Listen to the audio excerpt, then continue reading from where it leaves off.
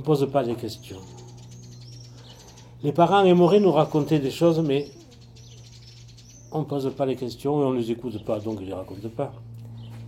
Et après, on dit, ils ne sont plus là. Et pourtant, si elle avait été là, elle m'aurait dit que. Et moi, des choses que j'ai écoutées, j'en ai écouté qu'une. C'était ma mère qui, un jour, dans la cour, elle me dit, s'il te faut faire un puits, c'est là que tu creuses. Pourquoi là et pas là? Elle me dit, s'il te faut faire un puits, c'est là que tu creuses. Bon. On avait un puits artésien qui, un jour, n'a plus eu d'eau. Il a fallu faire un forage. On a fait venir des gens avec des baguettes. Il y en a un qui a trouvé l'eau là, l'autre a trouvé l'eau là, et l'autre ici. 3 on a fait venir. Et en traçant les 3 traits, j'ai dit, je pense que je vais faire là. Mais pourquoi? Faites là. Effectivement, on a trouvé une rivière souterraine. Comment le savait ma mère? J'aurais bien aimé savoir comment elle savait qu'il y avait l'eau. Mais j'en profite, mais je ne sais pas pourquoi. Il fallait creuser là. Et des choses, ma mère aurait pu m'en raconter, mon père également, il est décédé plus jeune. On aurait pu nous raconter plein de choses qu'on n'a pas voulu écouter et que maintenant on aimerait bien savoir. Mon père, il m'a transmis l'amour de mon village, mais sans vraiment nous le dire, quoi. On ressentait qu'il était autant attaché que nous à ses origines, à son passé, à ses parents, d'autant plus qu'il venait d'une période difficile puisqu'il a vécu la guerre, il a été prisonnier. Mais il nous parlait rarement mais on le ressentait, quoi, de sa passion, d'un village qu'il n'avait jamais quitté, comme certaines personnes de sa génération. On n'en parlait pas du village, il nous parlait des anciens. Même maintenant, je le regrette parce que des fois, quand je fais des recherches sur les anciens ou sur l'origine de certaines choses, je me dis, tu as eu tort de ne pas lui poser des questions, mais bon, on avait d'autres préoccupations. Et c'est vrai que, bon, de chercher la mémoire des anciens, c'est un truc qui est super, quoi, parce que c'est dommage que ça ne soit pas fait avant, quoi. Mais bon, il faut que ça se fasse un jour, quoi. Mais c'était... Et nos anciens, c'est vrai que quand on était avec eux, on avait vraiment... moi, j'adorais parler avec eux, et entendre parler en patois, par exemple. Il y avait quelques anciens qui nous parlaient en patois, on comprenait, je le comprends toujours. Et c'est vrai que c'était quelque chose de... C'est une histoire en patois, ou la vie du village en patois, quand ils nous parlaient, c'était magnifique, quoi. Et je l'ai encore à l'oreille, je les ai en mémoire, ces gens-là. Je les vois assis au pied de leur maison, à l'entrée de leur maison, c'était magnifique, quoi.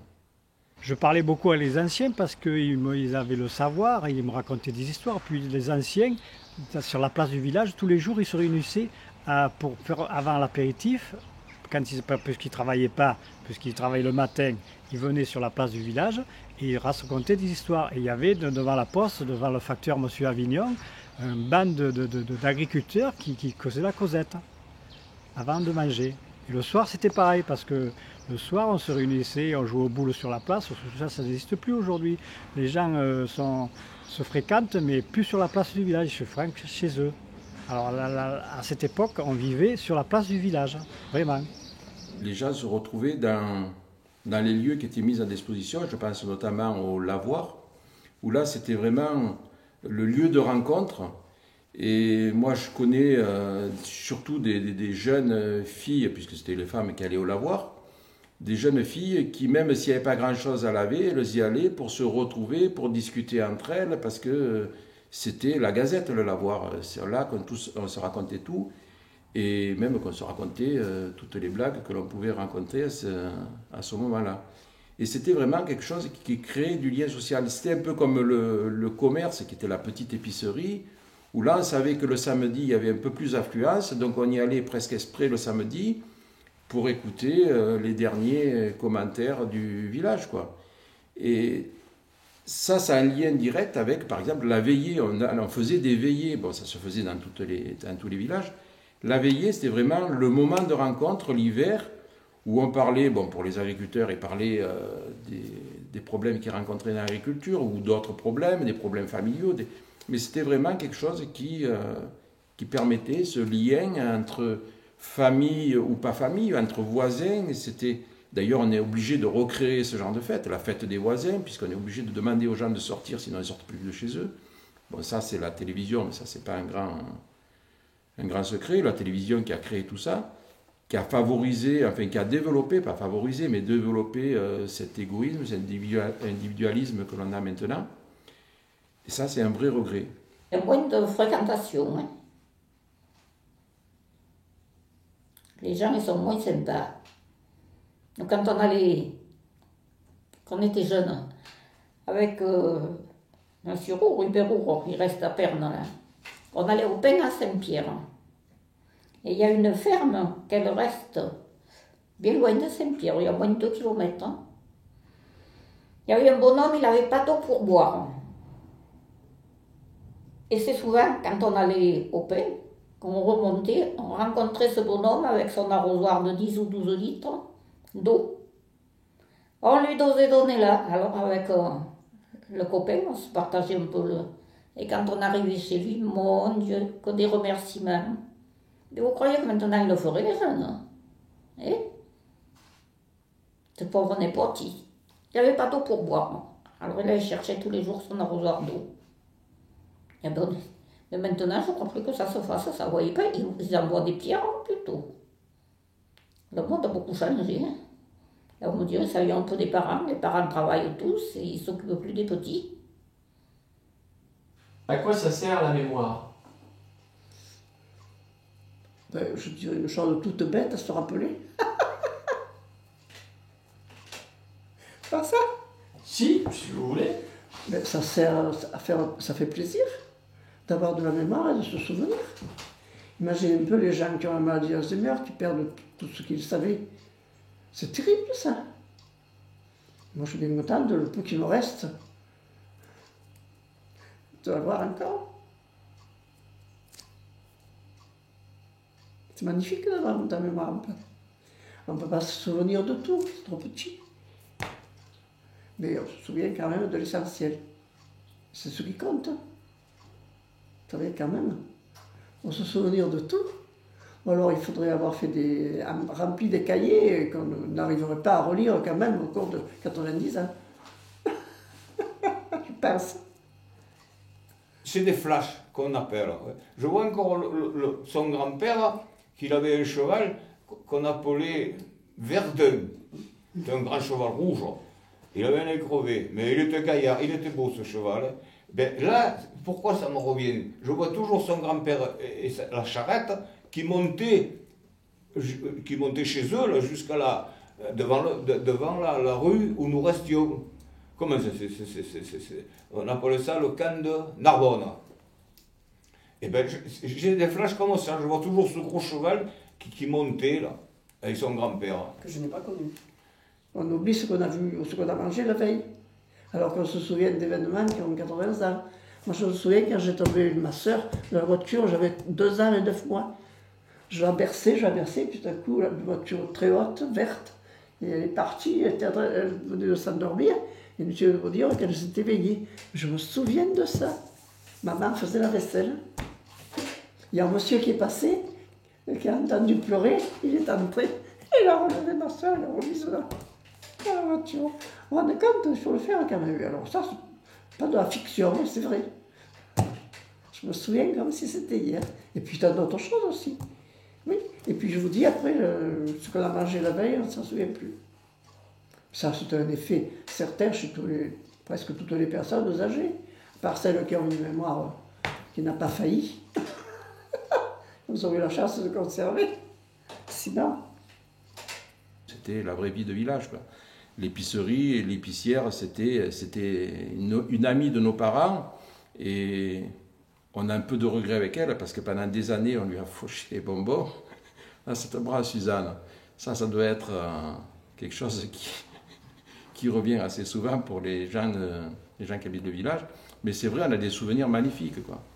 Et c'est quand même, tout ça, c'est teinté de beaucoup de nostalgie. Mais bon, tous les gens de mon âge sont comme ça. On a on retrouvera jamais l'âme du village que l'on avait. Et puis bon, on n'avait pas le même regard. On le regardait avec nos yeux de gamin, quoi. Voilà, c'est ça. Si ce que je me rappelle qu'on faisait, ça, je sais bien en avoir une, ça c'était une mode une fois. Même moi, même une fois, je me suis pris une mode dérouillée parce qu'on faisait des carrioles qu'on appelle. Alors, avec ces carrioles, c'était des poussettes des enfants, là, dans le temps, elles avaient des grosses roues, des grandes roues. Alors, on prenait les roues des carrioles, une planche, la claque, deux planches, hop, les deux roues derrière, on faisait que ça tourne, comme ça, on y montait dessus, et on se lâchait de la place là-haut, et on descendait à fond, là, avec ces carrioles, on arrivait en bas, là-bas, presque au grand tournant, là-bas, on va dire. Et ça, on avait tous nos carrioles. Alors ça. Et moi, comme j'avais les poings, bon, c'est vrai qu'elle était grande, j'avais démonté la poussette de ma sœur pour faire une carriole. Je veux dire, j'avais piqué les roues, j'avais tout piqué. Mais après, quand mon père s'en est aperçu, il m'a dit le reste. Et alors, il y en a un qui était un plus sophistiqué que nous, celui-là. Parce que nous, on avait ça. Mais lui, il en avait fait une, Bruno Bertetto, avec des roulements à billot. Ouais. Oh, la nuit, on se regardait quand le soir, ça faisait des étincelles sur le goudron, parce que c'était goudronné, là, après, plus tard, à cette époque-là. Alors, dans les virages, ça faisait des étincelles pour ça. Ça descendait. Et puis lui, c'était un peu une tête brûlée, surtout un kamikaze. C'était, t'entends, Bruno? On a eu rigolé. Oh, voilà ce qu'on faisait. Alors, aussi, quand il y avait de la neige, là, où il y a, on appelait ça derrière Madame Armand, mais la maison de Suzanne maintenant. Derrière la chapelle, en descente. Oui, non, mais attends, les grands yorks, là derrière la maison de Suzanne Albergne. Alors des fois, il y avait des plus grands que nous, bien sûr aussi. Mais il y avait des vieux pneus, on se mettait dans un pneu et on se laissait descendre jusqu'en bas dans le pneu. Là-bas, on arrivait presque là-bas à la route de choses là-bas, de comment il s'appelle là, qui fait les machines à coudre. Taon, avec le pneu. Et quand il y avait un peu de neige, alors on prenait une tuile. On montait sur la tuile, c'est pareil, on faisait du ski sur la tuile, là, on descendait là-bas en bas. On avait aussi des cerceaux pour s'amuser, on prenait des roues de vélo, on y enlevait tous les rayons, on faisait un crochet, et allez, on les poussait comme ça avec le crochet, on s'amusait comme ça, et on n'avait rien pour s'amuser, parce qu'on n'avait rien du tout.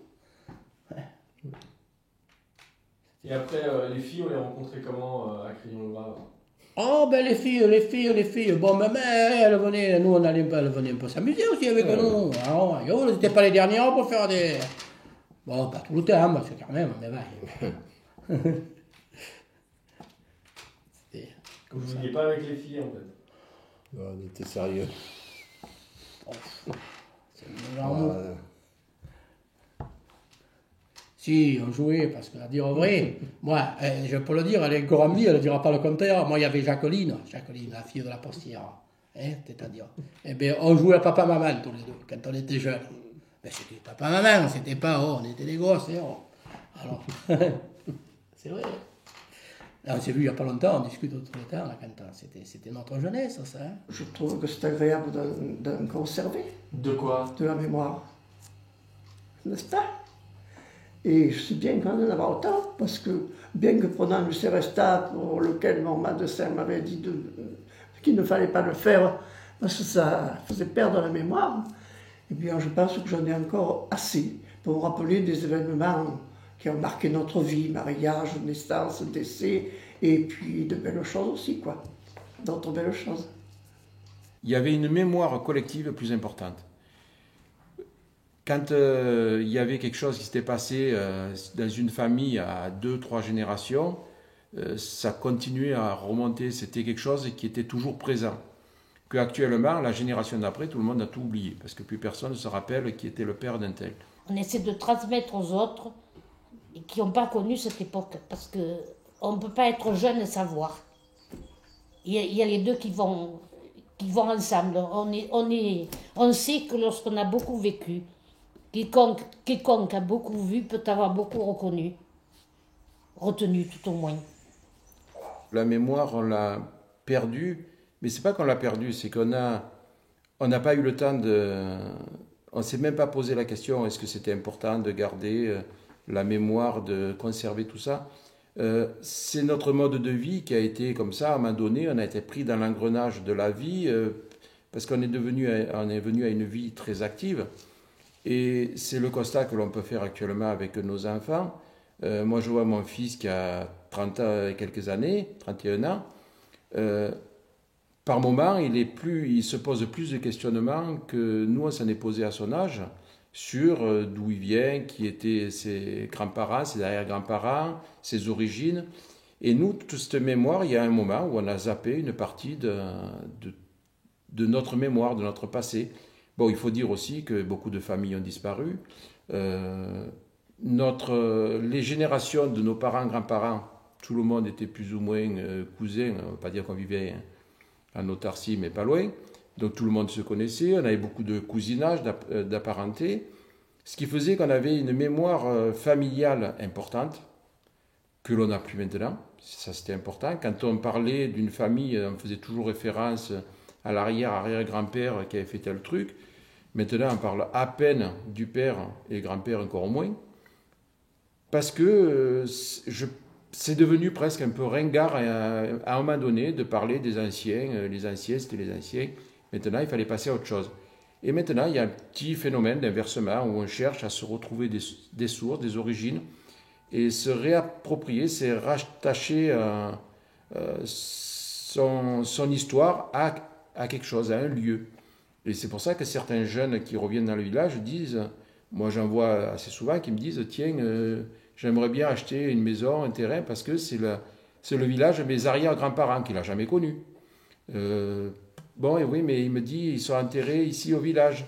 Donc j'aimerais bien, parce que malgré tout, il y a, même si la mémoire, ils l'ont complètement perdue, mais il y a un lien. Et ce lien-là qui est en train de se recréer, ou voire de se recréer pour certains, pas toujours facile, parce qu'il y a tellement de temps qui s'est passé. Moi, je suis assez surpris de voir des gens de 30, 40 ans qui viennent dans les registres essayer de refaire l'arbre généalogique. Il y en avait encore un aujourd'hui, un couple qui est venu, donc ça veut dire qu'ils sont en recherche de passé. Alors ça prouve aussi peut-être un mal-être dans le présent, ou essayer de trouver un but d'où on vient. Ça, c'est un peu le propre de l'être humain, de savoir d'où on vient, où on va, et ce qu'on fait. Après, qu'on n'est pas uniquement là pour être de passage, d'essayer de trouver un but à tout ça. J'avais peut-être 5 ans, mon père m'a dit une raison, une phrase. Que je l'ai là, et ça m'a donné ce que c'est la vie.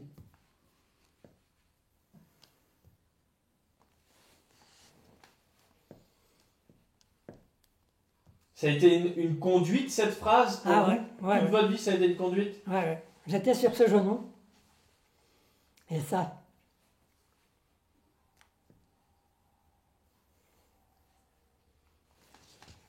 s'est gravé. Et depuis, j'ai ça là-dedans, ça m'a conduit un peu dans ma vie, ça, cette phrase. Et j'ai bien su que, surtout par la suite, partout il y a un commencement, mais partout il y a une fin. Alors ça m'a un peu donné l'idée que pour en profiter de la vie, quand c'est le moment qu'on vous donne la retraite, eh bien si vous la prenez, pour moi, si vous pouvez vivre sur la fin de votre retraite un peu tranquille, il faut en profiter.